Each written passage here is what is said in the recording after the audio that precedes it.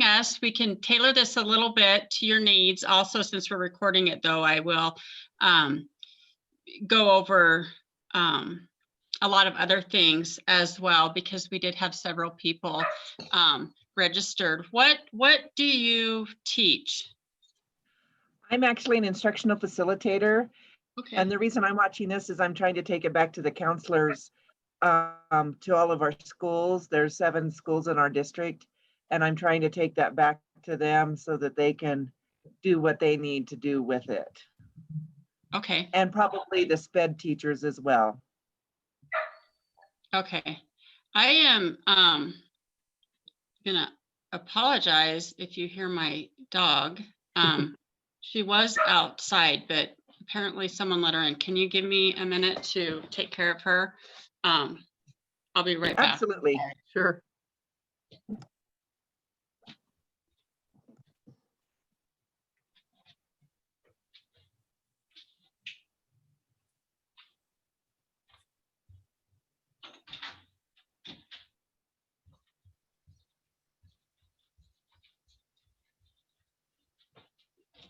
Okay, the problem of working from home. Okay, so I'm Carol Garber. I'm the education coordinator at Wyoming PBS, and this is the third webinar that we have that we've done monthly here. And what I'm going to share is trying to share my screen here. Are you guys seeing my learning media screen? No? No, ma'am. No. Okay. There we go. Okay. I'm going to share some things about the Learning Media website, where to find things. And I think that will be really helpful for what you're kind of looking for with a variety of things. This website, it's PBS LearningMedia.org is the site. You do want to register when you first go into it. And here where my name is, it'll say register, because you'll have access to more things when you do that on that site there. And this is a national site. We do have our Wyoming collection on there with some Wyoming resources. None for the topic we're working on today, social and developmental skills, but there are lots of other great resources there. But I just want to go over how to search for things, and then I want to highlight a few resources that I found on here that might be helpful. So for example, if you just type in a search like social learning, there's 13,475 things that come out. And then over on the side, you can filter those things by grade level or subject or by type. If you're just looking for a video or something, you can do that. I want to say on a lot of these, the 13 plus are just teachers' guides. And a lot of the resources for social and emotional learning are guides for teachers on how to teach these certain skills. But if like under health and physical education here, and then personal and emotional health, there's lots of different things there that you can filter that by. And again, these are some of the collections that I'll highlight here too. And then if I go back to the main page, under subjects, you can kind of do the same thing under health and physical health and physical education. Well, that keeps kicking me off of that for some reason. When I scroll down there, maybe not. Computer's not cooperating. Well, I'm going to try it one more time. There we go. Personal and mental health. Okay, so this is a little bit different screen there.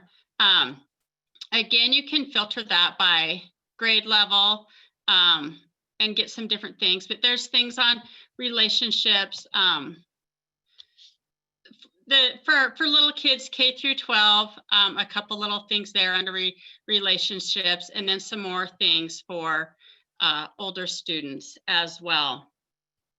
So the ones that I wanted to that I kind of found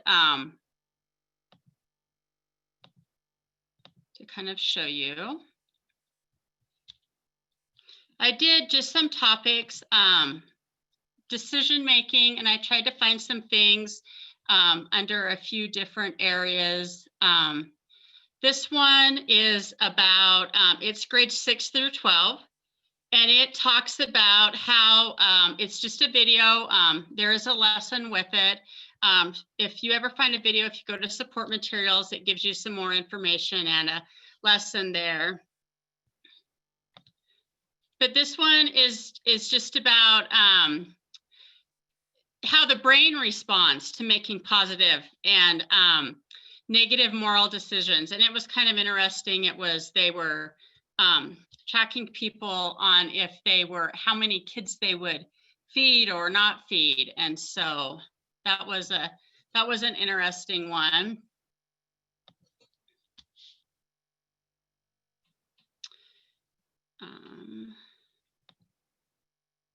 This is another one that I found on just problem solving.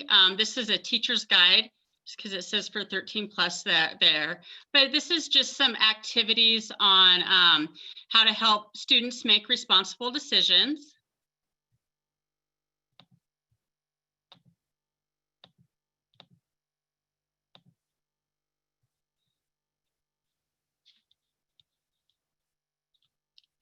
Empathy was another area that I found several for different grade levels on.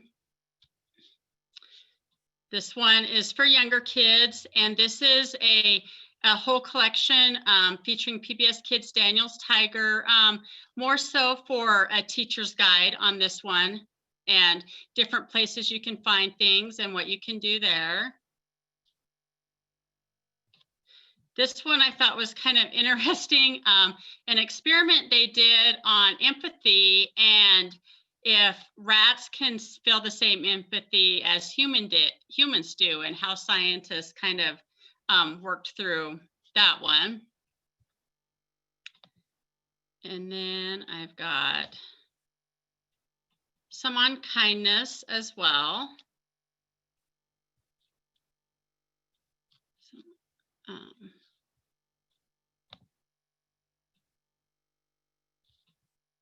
This one was a good one for smaller kids when we're doing any online learning. It's like a short 2-minute video on how to act safely on the internet when you're working with your classmates or friends, working through your school problems online. How to be kind to each other during that time. And then I'll show you I'll show you collections of different things. Oops, I hit the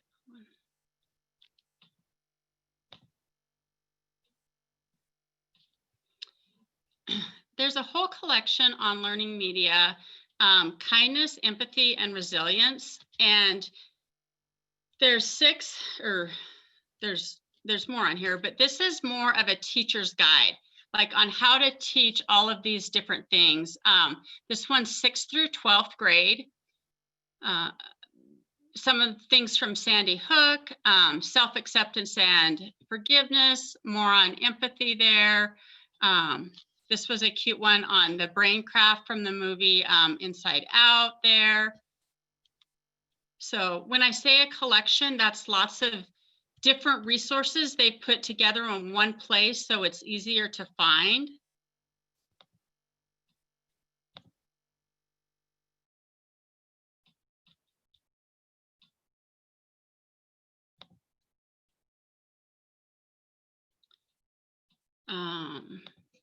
Social and emotional.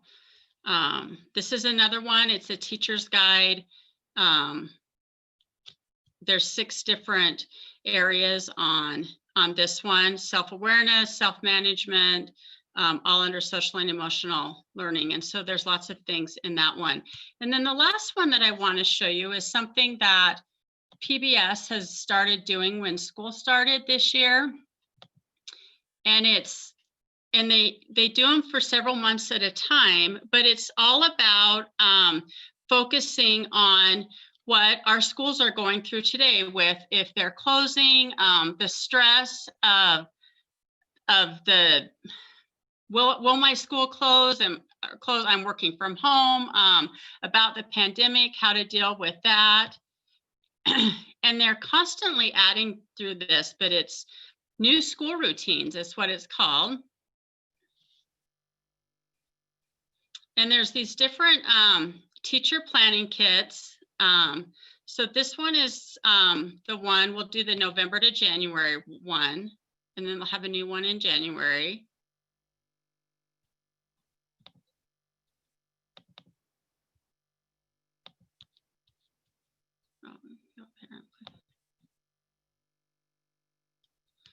But it just gives you like a little introduction on some things that you'll do in there. And there's some webinars that you can watch, and it'll guide teachers into those activities there.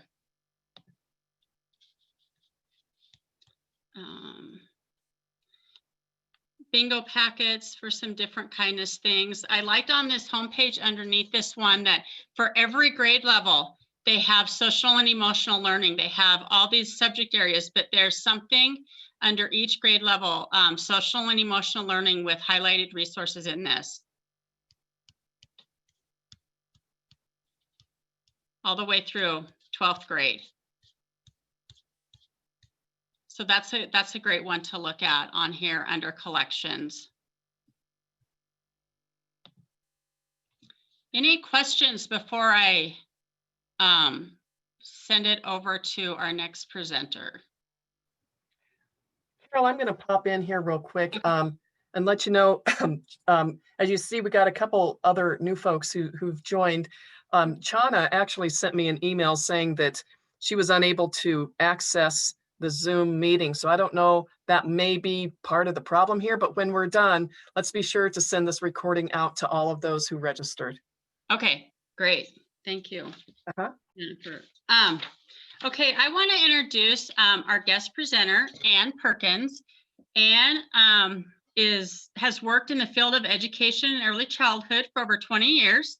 She's a PhD in human development and family studies with an emphasis on family policy and resource management. She's taught courses that cross the lifespan, focusing on early childhood education and family well-being with an interest on family resources. As a graduate student, Ann studied resiliently in children and families and passionately believes that investments in our youth will pay off dividends in their future. She's worked in the field of prevention for Sheridan County since July of 2018, after teaching both undergraduate and graduate level at Iowa State University, North Dakota State University, Montana State University, and Sheridan College. She's been the coordinator of the Community Service Block Grant for Sheridan County Board since 2018 and is involved in numerous organizations. She's in her role today, she's the manager of the Sheridan County Prevention Coalition. Correct, Ann? Is that your title? But today she has a great program that she's working on that she's going to share called Sources of Strength.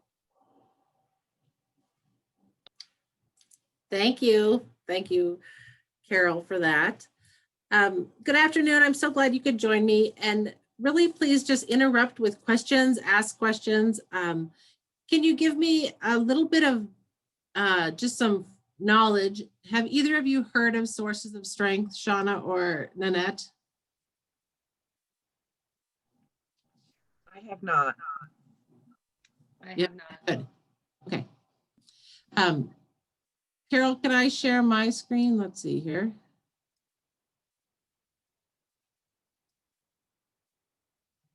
Can you see that? Yes, Ann, we can see it. yes. Okay, perfect. This is my first sharing of screens in Zoom. So Sources of Strength is a program that we have in Sheridan County. One of my other roles is as a trustee for Sheridan District 2, which is Sheridan, and then Carol actually is a trustee for District 1, which is Bighorn and Tongue River. But Sources of Strength is a program, it's used for suicide prevention, and I will talk a little bit about that, and then how we're using it within the county as well. These are just some pictures of different activities we've done throughout the years we've had Sources of Strength in Sheridan County, and I will explain them as we go along. So the purpose of Sources of Strength, it's a strength-based wellness program. The primary mission is to increase those coping skills and help-seeking skills so that people are prepared when they come to those points in their lives where there is a crisis moment. And you can see here the wheel. This is what they call the wheel, and this is the main focus of Sources of Strength. These are the 8 areas that Sources is based upon. We'll talk more about that. So anytime you have questions, just pop in or put them in the chat or interrupt me. So when we talk about prevention, and now every county has a prevention specialist with the exception of Platte County. I know Nanette Sally Patton is your prevention specialist. She's in Saratoga. And so when we talk about prevention, one of the things that I feel very passionately about is upstream prevention. Well, what do we mean about that? Well, look at this picture and think about our teens and our young people, and they're walking along the river, and actually some of them fall into the river. Well, instead of rescuing them right when they're about to go over the waterfall, we want to back up way to the headwaters of the river and give them skills and tools so that they can navigate those stressful times in their life, there's crisis times, so they don't ever fall in the river. And that's really what makes Sources of Strength different than a lot of other suicide prevention programs. Sources of Strength is an evidence-based, meaning that it has been replicated. It is in, I think, every state in the union, and then also within Canada. And so it's really an amazing program. It's based out of Colorado with some of their staff up in North Dakota. And so you can see here, if you look at this, this is where we do an intervention. And a lot of school districts also do intervention. So for instance, at Sheridan High School, all of our 9th graders in their health class get what's called QPR, Question, Persuade, and Refer. It's a gatekeeper training for suicide that helps students identify those signs, those warning signs, and then be able to address somebody, and ask the question, are you thinking of suicide? Are you thinking of killing yourself? And so again, we definitely need those interventions, but if we can back up and go upstream, that also then will help limit or, those number of interventions that we have. And then if you look too, sometimes there is, the need for postvention. And unfortunately, we know all too well, right now, this year in 2020, Wyoming came out as the 3rd highest number of suicides in the country again, which is a very depressing top 5 list to be on. But so we do need those postvention skills as well. So there's definitely a place for all of them as well. And those are the crisis response teams that you see school districts have. So what this looks like for Sheridan District 2, again, we do QPR, which is that question, persuade, and refer. All 9th graders get that. Assist is another suicide prevention training, and that's a 2-day training. And there are prevention specialists around the state that are trained in Assist. If you wanted to have them come and give a training once COVID is over. I did that last October for my community members, and it's a really powerful training. We do have crisis teams, people and, officials, whether it's sheriff's offices or police, do welfare checks, and then again, those referrals. So there's definitely, a need for all of these within your community. But again, if we can go back upstream, which is where we implemented Sources of Strength in Sheridan High School about 6 years ago after we had had 4 attempted suicides, with one of those as a completion in 1 year. We as a school board and as an administration were really looking for what we could do differently. Obviously, what we had been doing was not working. And so, you know, we really went out and did some research and found that this would be a good program for us. And it's teaching those students, you know, grit, resilience, and coping skills. It's also building that youth-adult connectedness, which is really important, and I'll talk more about that. And then again, increasing those early help-seeking behaviors so that you can ask, and students do, and young people do have the confidence to ask for help, to admit it's okay to be not okay, and I can ask for help during those times.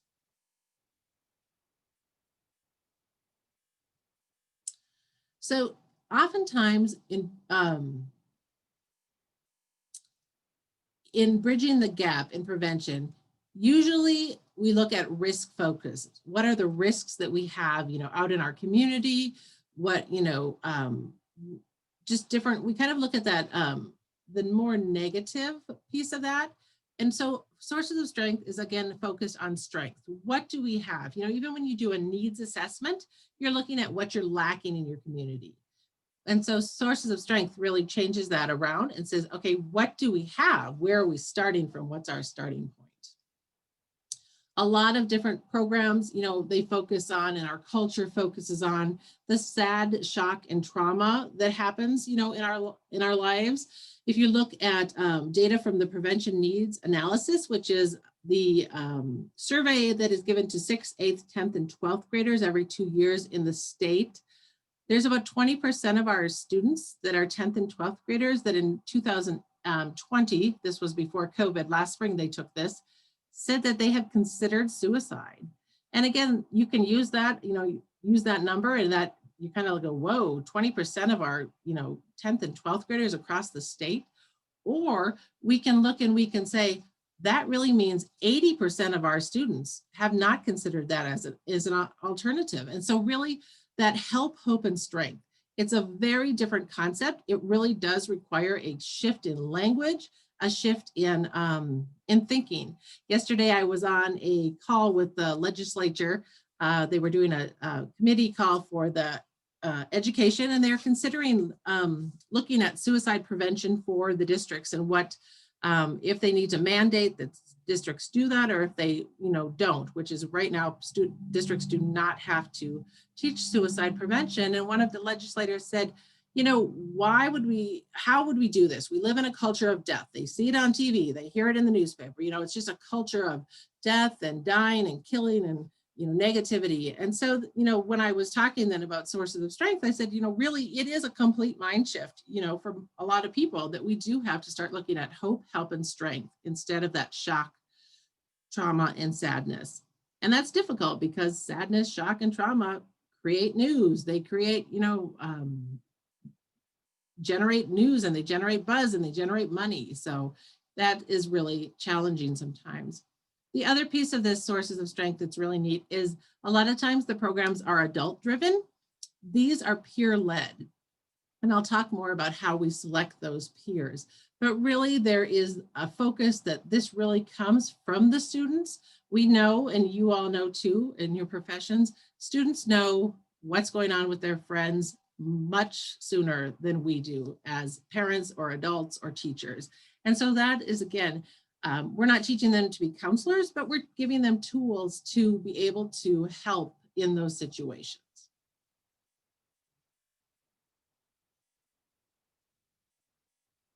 And again, then we look at, you know, there's interconnected risks, of course, you know, substance abuse, violence, suicide, mental health, these all combine, and we all know that, you know, into that perfect kind of triangle. But then there's also interconnected protective factors. And it's those protective factors that we really want to focus on with Sources of Strength. One of the most important parts of Sources of Strength is being able to identify those supportive adult advisors. So within each program, so right now at Sheridan High School, it's been in this school about 6 years. And there, you know, are adult advisors that help and support that group up there. In my work as the prevention specialist, last year we implemented Sources of Strength at the junior high in Sheridan and out at Tongue River High School. And so again, they both of those schools then have adult advisors who support their peers in that program. And then this year we are working on implementing at Tongue River Middle School and at Bighorn High School and Bighorn Middle School. So it's pretty exciting. We also have 2 pilot programs going on. 2 years ago, Sources of Strength came out with the elementary curriculum that is grades 3 through 6 or 3 through 5, whichever you prefer. And so we have Tongue River Elementary and Woodland Park Elementary are piloting that program. That one's set up a little different, but it's really still giving the same tools and skills. So that's pretty exciting. So that adult is vital to the success of this program. And that person obviously needs to be caring, connected, and positive. So 6 years ago, when I took this training as a school board member and a parent, before I ever started working with Sources of Strength, the trainer said to us, in the training, he said, go home and ask your kids who are their trusted adults.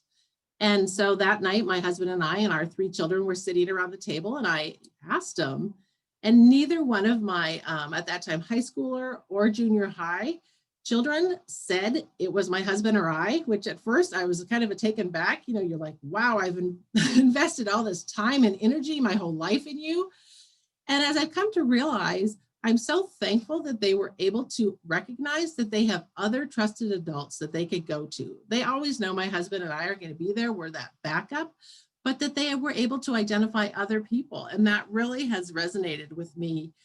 Think if we could do that for all of our youth, if they all knew they had someone, in their corner, it would really be amazing. Again, then we want diverse peer leaders, and I'll talk a little bit more about that. Really, we're not looking for, those all on student council or all of the athletes or the jocks or whatever they are. We want those people who influence within their social group. And I'll show you how we get those people or try and attract those students.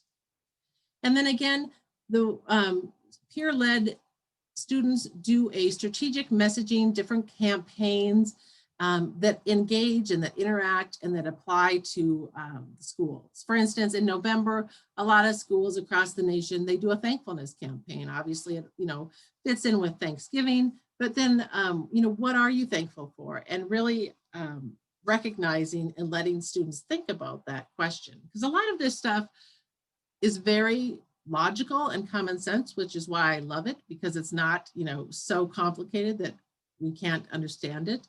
But it really does give us a different way of thinking of things.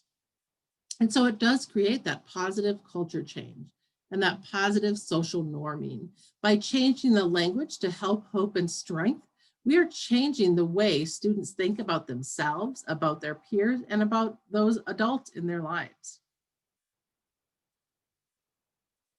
If you have questions, interrupt me. So this is the wheel, and you can look at the wheel and see all these different areas. Medical access has just now been changed to physical health. It's a little bit easier for people to understand, I think, than medical access. And so that in the new updated wheel that just came out this year, that has been changed. But what's unique about Sources of Strength as well is all of these can be individualized. For family support, some people, that means their family that they are growing up in, their family. For some people, that means their family of origin, where they came from. For some people, it's their friends, it's their, adopted family. It can be whatever it means for you. We definitely stress positive friends, especially for our young people, that, that person is a positive influence in your life. And then again, going back to the mentor. But if you think about like healthy activities, for me, healthy activities might be taking a walk. For someone else, it might be, going running. For another person, it might be baking bread or reading a book. You can really, again, personalize this to yourself or to your family. For some people, generosity is, donating hundreds of thousands of dollars or thousands of dollars to an organization. For others, it's, carrying the groceries in for your elderly neighbor or shoveling their walk during the snow. Same with spirituality. For some people, we know that is an organized religion at, going to a church. For other people, it's going up in the mountains, it's meditating. And that's what's really amazing about this, I think, is that we can all take it and individualize it. And then of course, physical health is, that's obvious. And then the mental health too. And I think, again, what's really important about this is it brings that right out into the open. We all have mental health. And what does that look like? Is it, are we healthy in our mental health, or do we, have some areas that we could work on? But it really hopes to eliminate a lot of that stigma that goes along with when you think of mental health in quotes. Okay. So this is Sheridan, oops, here we go. Sheridan Junior High School. This was some of our implementation. You can see up right here, this was when we did our trainer. And so sources of strength, we had a national trainer come in and help us train last year. We now will have, after this year, we will have 5 people within the county, 2 at District 1, 2 at District 2, and myself, that are trained. And so then we will be able to, train our upcoming peer leaders and adult advisors without having to bring that national trainer in, which then lowers the cost significantly for schools. There is an implementation fee for the program. I will tell you, from my point of view, it's worth every penny. But, for some people that might be a barrier. I will tell you though, again, every county does have, suicide prevention money. And so it's worth talking to your prevention specialist about how they're using that money. And so these were trainers. Last fall, we did in November. We had a huge week in November, and we trained 22 junior high kids. And actually then through the whole rest of the year, including COVID when we were online, they met and continued to meet via Zoom and really work together and plan and support each other. And it was really amazing to see that. This is one of the campaigns that they did. This is the thankfulness campaign. And you can see these little pieces of paper. They just say, what am I thankful for? And they have 3 spots. And so, the peer leaders planned this. These are the peer leaders in front of this. And then they had tables out, and they, had everyone in the school come by and fill that out, whoever wanted to. And then they put these up in the hallway that go between our 2 buildings at the junior high. So every day, 900 kids saw this wall of thankfulness as they walked between those 2 buildings. So again, you have this core group that works, and plans with the adult advisors, but you welcome everyone into the program. And again, that's where it's really amazing that inclusivity, is very powerful.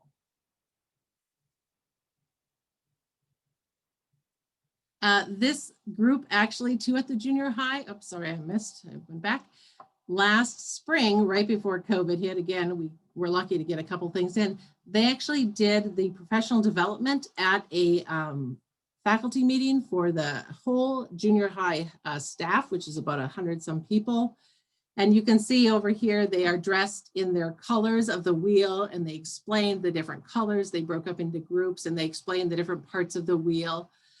Sources of Strength is also meant to be a positive and fun program. And you can see down here on the bottom, the cup game it's called.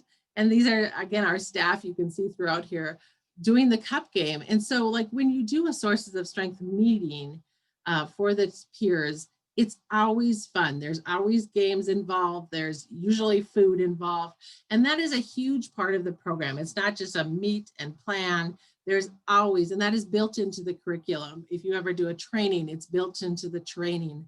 A couple weeks ago, probably a month ago, I did the elementary curriculum, and again, via Zoom. And they had us playing games via Zoom. It was really amazing to see how those national trainers can get us to do things. It was fun. This is Sheridan High School, and they're some of their different programs that they are doing, some of the different things. These are pillars up at the high school. And again, we're putting on these colorful, they're just gray concrete pillars, and we're wrapping them. So now they have some life to them, and they all talk about the different parts of the wheel. We have banners right here. They have a whole wall dedicated to Sources of Strength. If you go on the Sheridan High School or Sheridan Junior High website, they have a tab right on the front page. So it's fun to see. This is the Out of the Darkness Walk, where students are supporting the Out of the Darkness Walk, which is put on by another group in our community in the fall. You can see then there's always that game and that fun aspect as well.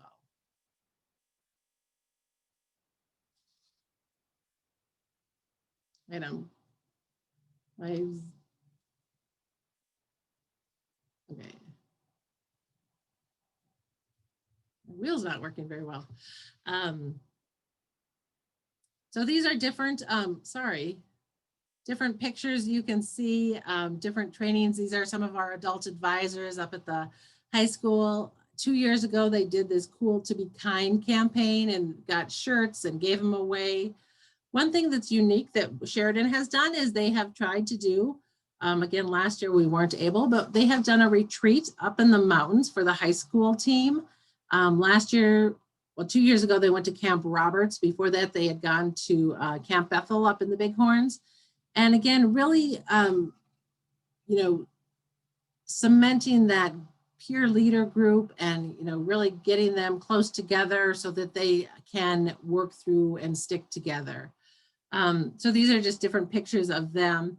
And then up on the top, you'll see the Zoom. This was last spring again, of course.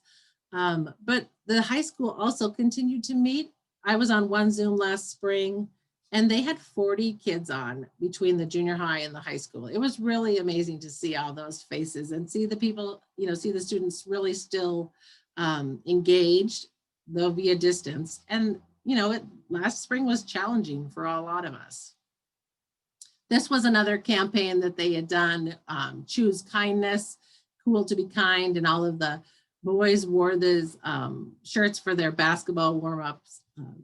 So again, really trying to engage a lot of the schools. They have these shirts too for different, groups at the school. And then,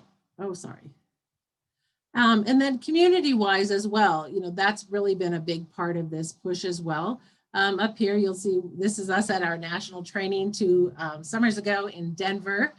And then here, for the past couple of years, the Sources group up at the high school has worked with Big Brothers Big Sisters, and they've made these blankets, these fleece blankets, and then donated them to the families of Big Brothers Big Sisters. And that's been a big project. We're hoping to do that again this year. Maybe having to make them all separately in our homes, but then again, donating them. Some of our adult advisors who are really amazing. And then again, working on those community efforts as well. Here's where, again, here's our opening page for the high school. And you can see right here, there's a Sources of Strength tab. And then last year, again, like I said, we got to implement it in Tongue River, which was amazing. It was so fun. And so this is our group that we trained at Tongue River. Here's Deputy Hill, who is their resource officer, is a great adult advisor, and Michelle Fritz, who is a social worker for the district, who is fantastic. But it's really neat to see these kids. Again, you can see them playing games. They did a blanket drive as well. And so along with, the seriousness of talking about suicide, there is a lot of fun and a lot of laughter and a lot of support. So then, community-wise, from my point of view, I have, the entire county. And so I have actually put this in as one of my overarching prevention strategies for the entire county. And so I work in underage drinking and tobacco cessation, opioids and other drugs. But when you go back to that, circle of the risk factors, all of those things culminate into suicide or can culminate into suicide. And so by mitigating those, and by mitigating suicide, we're addressing some of those other issues. And so this is one of my overarching prevention strategies for the county. So last year, after we did the adult advisor training and the peer training for Tongue River and Sheridan Junior High School, we had I had a community leaders breakfast. We had probably about 60 some people there, everyone from city council members to our sheriff, to our senator, our commissioners. It was really an amazing, and again, to help them learn the language, to help them understand what we're trying to do so we can all get on board and we can really support each other. And that was really fun to see. Again, our national trainer had them playing games. I never thought I'd see Senator Kinski up there, you know, playing games, or Sheriff Thompson, but it was really amazing to see how they engage adults and young people at the same time. There's several counties throughout the state who are implementing sources of strength. Weston County has a great group going, and out in Fremont County, they're going to work with Big Brothers Big Sisters and start a group out there. A lot of other counties are looking at it and seeing, you know, if it's right for them. This is a banner that I put up last spring. This is, you know, right outside. This is right across from the courthouse outside my office. And again, looking at, you know, even though everything else in our lives were canceled last spring, we still had our strengths, and how can we recognize that? And then all summer long, we had a banner over Main Street that said, you know, what are your sources of strength? And it had the wheel on it. So again, as people drove down Main Street, they could, you know, think about that thought and think about that idea. And actually someone sent me that, that picture went down Sheridan Travel and Tourism too. So, you know, people all over the country are seeing that banner up across Main Street. So that was pretty exciting. And there's a question. Yeah, go ahead. Can you train neighboring schools? Yes. So yes, we definitely can. So once we get our trainers trained, and again, like Christy in Weston County, she's my counterpart in Weston County. She is a trainer. And so she could train, you know, schools. So, you know, if you're interested in it, if you have, you know, want more information, I'd love to visit with you. Last spring, before COVID hit, we met with some teachers in KC, and again, kind of just gave an overview like this to see if maybe that's something that they would like to do in Johnson County. But absolutely, and that's really what we're working for as a statewide prevention coalition, is having those resources in, you know, in-house in the state, so that we don't have to, you know, send people away for national trainings or bring those national trainers in. I will tell you, it's expensive. It's about a $5,000 bill to bring it into a school. And that then includes that national trainer and that peer leader training, the adult advisor, and different materials and things like that. And so again, like as from the prevention point of view, I wrote that into my prevention budget. And so for our schools, none of them had to pay that money out of pocket. That all came from the county prevention funds. And so this year for Tongue River Middle School and Bighorn Middle School and High School, again, that's coming out of my budget. And every county got money from the legislature in 2018. And then it was again renewed last year for prevention. And so, you know, if you don't know who your prevention person is, talk to me and I will find out and get that person for you. And then once you have that trainer, you know, that initial 5,000, then there's like a $500 a year upkeep, and they, you know, with new materials. Now, some people will say, again, that is, you know, crazy expensive. But I will tell you too, the resources and the availability that I have seen from Sources National is amazing. I mean, I can call them and get help. I can call them and have Zooms. So for me, having such an evidence-based program that has that support, it is pretty amazing. Last October, before, again, everything went crazy, we had a train the trainer in Casper, and the man who started Sources of Strength and his son came up and trained us. And so again, you know, there's that personal piece to it that's really amazing for such a powerful program. And then again, you can see this is one of the most heavily researched peer leader programs. That's really important to him, again, to Scott and to the Sources Nationals, is that it does stand by its word.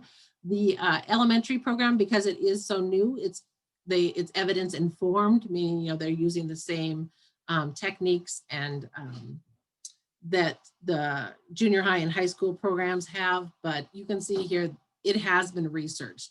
and is definitely, something that I feel really good about implementing with our students. This is, if you look at this kind of explains how you choose those peer leaders. So the peer leaders are chosen by, you send out a note to all your teachers and you ask for who are those influencers, who are those leaders that you see in the different groups, in the group that, stands out at the corner and smokes, and in the jocks, and in the music kids, and, in the drama kids, who are those influencers? And that's who you really want to get. And those are where those influencers and those connectors are.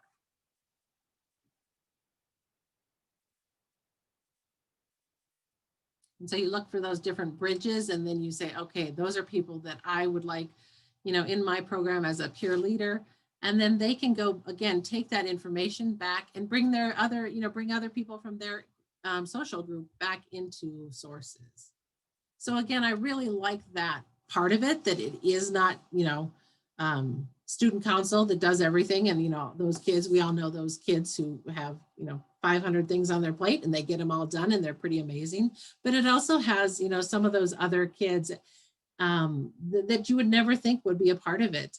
So last year, as part of their program, I had in my budget that each school would design a shirt or a sweatshirt. And so at each of the 3 schools, Tongue River High School, Sheridan High School, and the junior high, the kids worked together, and then one of them designed a shirt, and then we had them printed locally.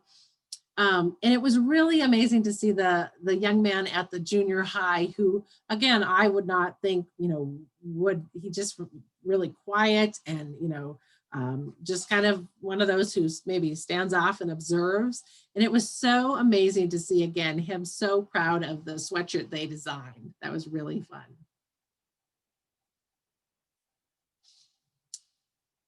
And there's the wheel again. Questions that I can answer.